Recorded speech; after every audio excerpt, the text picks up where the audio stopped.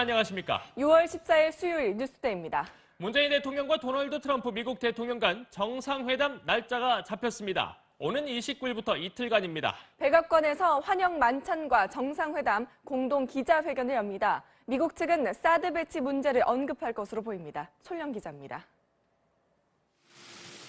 문재인 대통령은 취임 후 첫 한미 정상회담 참석을 위해 오는 28일부터 나흘 동안 미국 워싱턴을 방문합니다.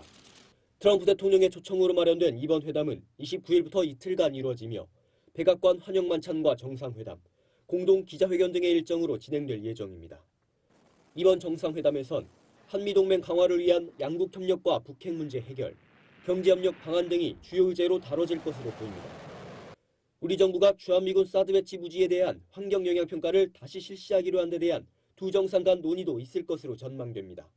양국의 신정부 출범 이후 한 차원 높은 한미 관계 발전의 토대를 구축하기 위한 중요한 계기로서 문 대통령은 방미 기간 마이크 펜스 부통령 등 이 행정부 주요 인사들과도 별도 만남을 가질 계획입니다. 또 미국 의회와 경쟁에 관련 행사를 비롯해 동포 간담회 등도 추진하고 있습니다. 이번 정상회담 준비를 위해 어제 2박 3일 일정으로 한국을 방문한 토마스 셰넌 미국 국무부 정무차관은 오늘 임성남 외교부 제1차관과 면담을 통해 정상회담 세부 일정과 주요 현안 등에 대한 의견을 나눌 예정입니다. MBC 뉴스 손령입니다. 강원도 인제에서 발견된 북한 무인기 카메라에서 사드 포대 사진이 10여 장 나왔습니다. 발사대와 레이더 식별이 가능한 수준이었습니다. 북한에서 보낸 게 확인된다면 270km를 남하한 셈입니다. 정동욱 기자입니다. 길이 1.8m, 폭 2.4m 크기의 무인기 내부에서 일제 고화질 카메라와 64GB 용량의 저장 장치가 발견됐습니다. 저장 장치에선 무인기가 이동하며 촬영한 것으로 보이는 수백 장의 사진이 담겨 있었는데 이 가운데 10장 정도는 경북 성주의 주한미군 사드 기지 상공을 비행하며 찍은 것으로 확인됐습니다. 사드 발사대나 X밴드 레이더 등 사드 장비를 구체적으로 식별할 수 있을 정도로 사진의 해상도는 높았습니다. 나머지 사진은 대부분 산과 임야, 민가를 촬영한 것이어서 이번 무인기의 임무가 사드 기지 촬영으로 추정됩니다. 카메라의 성능과 사진 해상도에 따른 비행 추정 고도는 약 2에서 3km, 사드 기지 북쪽 수 킬로미터 지점부터 시작해 기지 남쪽까지 비행하며 사드 장비를 촬영한 것으로 분석됐습니다. 군사 분계선에서 사드 기지까지 거리는 약 270km, 무인기가 북한에서 발진한 게 확인되면 비행 거리는 적어도 500km에 달합니다. 군 당국은 한 달 정도 걸릴 것으로 보이는 정밀 분석 작업을 통해 무인기의 최초 발진 지점과 정확한 성능을 밝혀낸다는 방침입니다. MBC 뉴스 정동욱입니다. 발견된 무인기는 3년 전에 침투했던 무인기보다 성능이 더 좋아졌습니다. 레이더에 탐지도 안 돼서 추락을 해야 발견이 되는데 북한이 한 달 전에 보도한 사드 기지 사진도 이미 돌아간 또 다른 무인기가 찍었을 걸로 보입니다. 구경근 기자입니다. 지난 2014년 군 당국은 북한 무인기를 탐지해 무력화할 수 있는 전술 저고도 레이더 도입과 레이저 대공무기 개발에 착수했습니다. 전력화 전까지 북한 무인기에 대응하기 위해 지상 감시 레이더와 열상 감지 장비, 대공 화기인 비호 복합도 전방에 배치했습니다. 하지만 이번 무인기가 우리 후방 상공을 마음대로 날아다녀도 까맣게 몰랐고 주민의 신고를 받고서야 추락한 무인기를 수거했습니다. 군 관계자는 3m가 되지 않는 소형 무인기는 레이더 반사 면적이 작아 대공 감시망에 포착되기 쉽지 않다고 말했습니다. 북한은 지난달 8일 조선중앙TV를 통해 사드 기지 사진을 공개했습니다. 위성 사진들에서 보는 바와 같이 현재 사드 발사기는 성주 골프장의 북쪽 능선 부근에 그리고 X대역 탐지기와 지원 장비들은 추락한 무인기가 사진을 실시간 전송했거나 아니면 또 다른 무인기가 촬영한 뒤 이미 복귀했을 가능성도 제기됩니다. 군 당국은 추락한 무인기가 더 있을 수 있다고 보고 전방 지역에서 대대적인 수색 작업을 벌이고 있습니다. MBC 뉴스 구경근입니다. 네, 문 대통령이 국회 청문보고서 채택 없이 김상조 공정거래위원장을 임명해 전국이 얼어붙고 있습니다. 야당들이 추경안에도 협조하지 않을 분위기지만 문 대통령은 흠집내기 청문회를 하고 있다며 강경화 외교장관 임명도 강행할 태세입니다. 김천홍 기자입니다. 문 대통령은 국회 인사청문 보고서 채택이 불발된 김상조 공정거래위원장 후보자를 임명했습니다. 각종 여론조사 등을 통해 김 위원장이 적임자라는 것이 증명됐다며 더 이상 시간을 지체할 수 없다고 설명했습니다. 흠결보다 정책적 역량을 높이 평가하는 국민의 눈높이에서 김상조 위원장은 이미 검증을 통과했다고 감히 말씀드립니다. 야당은 국회 청문회와 언론의 검증까지 모두 무의미하게 만든 대통령의 독선이라며 강하게 반발했습니다. 협치 포기 선언이라고 받아들일 수밖에 없습니다. 앞서 야당은 추경 예산의 편성에 반대하기로 뜻을 모았습니다. 일자리 문제의 심각성에는 공감하지만 추경의 요건과 방식이 맞지 않는다는 겁니다. 민주당은 야당이 완전히 등을 돌린 것은 아니라며 계속해서 설득해 나가겠다는 방침이지만 당분간 추경안은 심사 착수조차 쉽지 않을 것으로 보입니다. 하지만 청와대는 강경화 외교장관 후보자의 임명도 강행하겠다는 뜻을 내비쳐 전국은 급속도로 얼어붙을 전망입니다. MBC 뉴스 김찬홍입니다. 이런 가운데 노무현, 김정일 대화록을 정리했던 주인공 조명균 전 비서관이 통일부 장관에 지명되는 등 17개 중 15개 부처의 장관 인선이 끝났습니다. 전체를 보면 참여정부와 민주당, 캠프 출신이 두루 포진하고 관료 출신은 대폭 줄었습니다. 이재민 기자입니다. 유영민 미래창조과학부 장관 후보자는 지난해 총선을 앞두고 문재인 대통령이 영입한 인사입니다. 한국소프트웨어진흥원장과 포스코 경영연구소 사장, 더불어민주당 디지털소통위원장을 지냈습니다. 조명균 통일부 장관 후보자는 노무현 정부 청와대의 통일외교안보정책 비서관과 통일부 개성공단 사업 지원단장을 역임한 대북 정책통입니다. 김영록 농림축산식품부 장관 후보자는 전남 부지사를 거친 재선 국회의원 출신으로 민주당 사무총장을 맡기도 했습니다. 여성가족부 장관은 여성운동사를 연구한 정현백 성균관대 사학과 교수가 발탁됐는데 한일 위안부 합의 문제를 염두에 둔 인선으로 분석됩니다. 산업통상자원부 1차관엔 이인호 차관보, 농림축산식품부 차관엔 김현수 차관보가 승진 임명됐습니다. 여성가족부 차관엔 이숙진 한국여성재단 상임이사, 차관급인 방송통신위원회 상임위원엔 고삼석 전 방통위원이 임명됐습니다. MBC 뉴스 이재민입니다. 자녀 이중 국적이 불거진 안경환 법무장관 후보자가 술자리에는 반드시 여자가 있어야 한다는 등 여성 관련 부적절한 표현이 있는 과거저서까지 도마에 올랐습니다. 조대엽 노동장관 후보자는 26년간 노동 관련 논문이 없다는 점, 음주운전 전력도 계속 시끄럽습니다. 홍승욱 기자입니다. 첫 출근길에 나선 안경환 법무부 장관 후보자는 두 자녀의 이중 국적에 대한 기자들의 질문에 즉답을 피했습니다. 법무부는 이에 대해 부인이 미국 대학에서 교수로 재직 중일 때 아들과 딸을 출산하면서 선천적 이중 국적자가 됐다고 밝혔습니다. 또 두 자녀 모두 한국 국적을 유지하려는 뜻이 강한 데다 20살 아들은 지난해 현역 판정을 받고 군대에 갈 계획이라고 해명했습니다. 안 후보자가 과거 신문에 기고한 칼럼에서 음주운전과 다운계약서 작성 경험을 고백한 것도 도마 위에 오르고 있습니다. 조대엽 고용노동부 장관 후보자에 대해서는 노동 전문가가 아니며 청와대의 명백한 보은 코드 인사라는 비판이 제기됐습니다. 국민의당 이용호 정책위의장은 한국연구재단의 정보를 확인한 결과 조 후보자의 노동 관련 연구 실적과 학술 활동은 제로라고 밝혔습니다. 조 후보자의 음주운전 전력도 논란이 커지고 있습니다.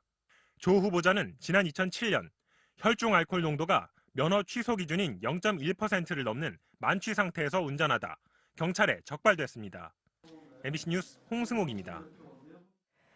틸러슨 미국 국무장관이 북한에 원유와 같은 필수품을 공급하지 못하도록 하는 방안을 국제사회와 협력해야 할 것이라고 말했습니다.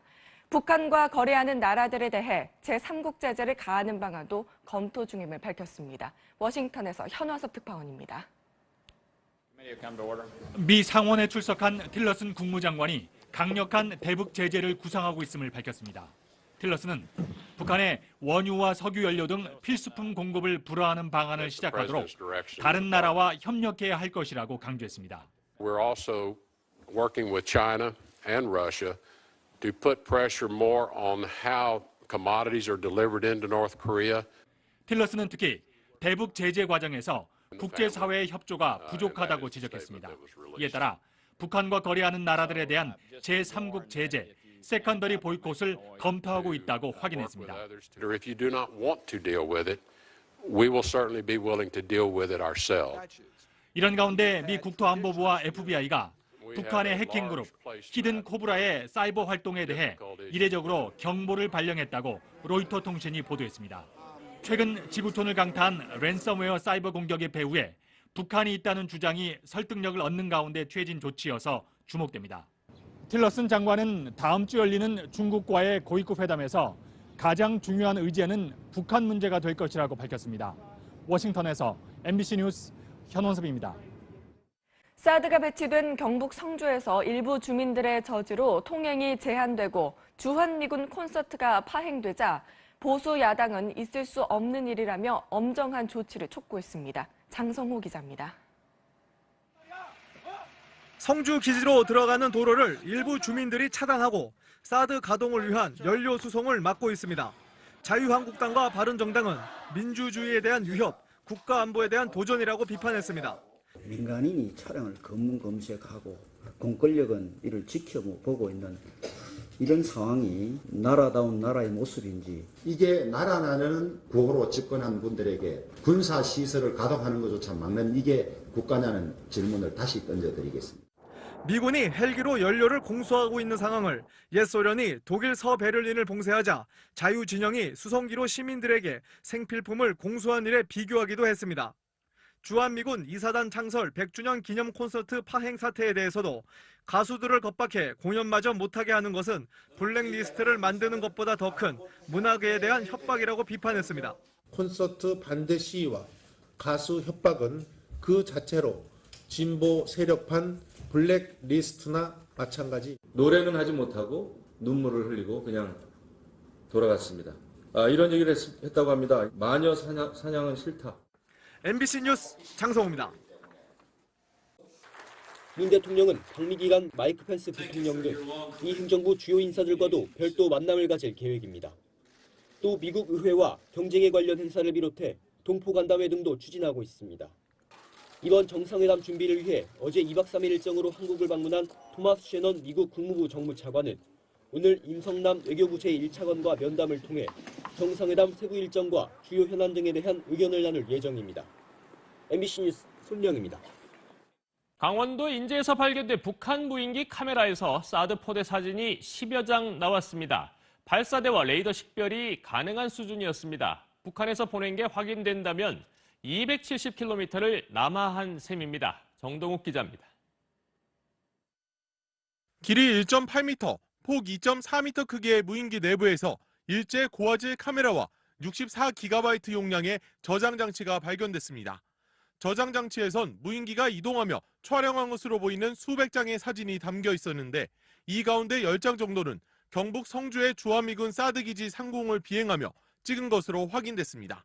사드 발사대나 X밴드 레이더 등 사드 장비를 구체적으로 식별할 수 있을 정도로 사진의 해상도는 높았습니다.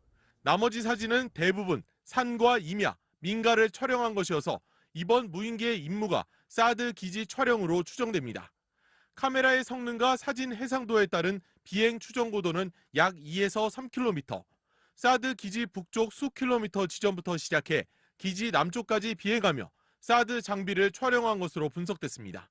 군사 분계선에서 사드 기지까지 거리는 약 270km, 무인기가 북한에서 발진한 게 확인되면 비행 거리는 적어도 500km에 달합니다. 군 당국은 한 달 정도 걸릴 것으로 보이는 정밀 분석 작업을 통해 무인기의 최초 발진 지점과 정확한 성능을 밝혀낸다는 방침입니다. MBC 뉴스 정동욱입니다. 발견된 무인기는 3년 전에 침투했던 무인기보다 성능이 더 좋아졌습니다. 레이더에 탐지도 안 돼서 추락을... 여러분 안녕하십니까? 6월 14일 수요일 뉴스데이입니다. 문재인 대통령과 도널드 트럼프 미국 대통령 간 정상회담 날짜가 잡혔습니다. 오는 29일부터 이틀간입니다. 백악관에서 환영 만찬과 정상회담 공동 기자회견을 엽니다. 미국 측은 사드 배치 문제를 언급할 것으로 보입니다. 솔령 기자입니다. 문재인 대통령은 취임 후 첫 한미 정상회담 참석을 위해 오는 28일부터 나흘 동안 미국 워싱턴을 방문합니다. 트럼프 대통령의 초청으로 마련된 이번 회담은 29일부터 이틀간 이루어지며 백악관 환영만찬과 정상회담, 공동 기자회견 등의 일정으로 진행될 예정입니다. 이번 정상회담에선 한미동맹 강화를 위한 양국 협력과 북핵 문제 해결, 경제협력 방안 등이 주요 의제로 다뤄질 것으로 보입니다. 우리 정부가 주한미군 사드 배치 무지에 대한 환경 영향 평가를 다시 실시하기로 한 데 대한 두 정상 간 논의도 있을 것으로 전망됩니다. 양국의 신정부 출범 이후 한 차원 높은 한미 관계 발전의 토대를 구축하기 위한 중요한 계기로서 해야 발견이 되는데 북한이 한 달 전에 보도한 사드 기지 사진도 이미 돌아간 또 다른 무인기가 찍었을 걸로 보입니다. 구경근 기자입니다. 지난 2014년 군 당국은 북한 무인기를 탐지해 무력화할 수 있는 전술 저고도 레이더 도입과 레이저 대공무기 개발에 착수했습니다. 전력화 전까지 북한 무인기에 대응하기 위해 지상 감시 레이더와 열상 감지 장비, 대공 화기인 비호 복합도 전방에 배치했습니다. 하지만 이번 무인기가 우리 후방 상공을 마음대로 날아다녀도 까맣게 몰랐고 주민의 신고를 받고서야 추락한 무인기를 수거했습니다. 군 관계자는 3m가 되지 않는 소형 무인기는 레이더 반사 면적이 작아 대공 감시망에 포착되기 쉽지 않다고 말했습니다. 북한은 지난달 8일 조선중앙TV를 통해 사드 기지 사진을 공개했습니다. 위성 사진들에서 보는 바와 같이 현재 사드 발사기는 성주 골프장의 북쪽 능선 부근에 그리고 X대역 탐지기와 지원 장비들은 추락한 무인기가 사진을 실시간 전송했거나 아니면 또 다른 무인기가 촬영한 뒤 이미 복귀했을 가능성도 제기됩니다. 군 당국은 추락한 무인기가 더 있을 수 있다고 보고 전방 지역에서 대대적인 수색 작업을 벌이고 있습니다. MBC 뉴스 구경근입니다. 네, 문 대통령이 국회 청문보고서 채택 없이 김상조 공정거래위원장을 임명해 전국이 얼어붙고 있습니다. 야당들이 추경안에도 협조하지 않을 분위기지만 문 대통령은 흠집내기 청문회를 하고 있다며 강경화 외교장관 임명도 강행할 태세입니다. 김천홍 기자입니다. 문 대통령은 국회 인사청문보고서 채택이 불발된 김상조 공정거래위원장 후보자를 임명했습니다.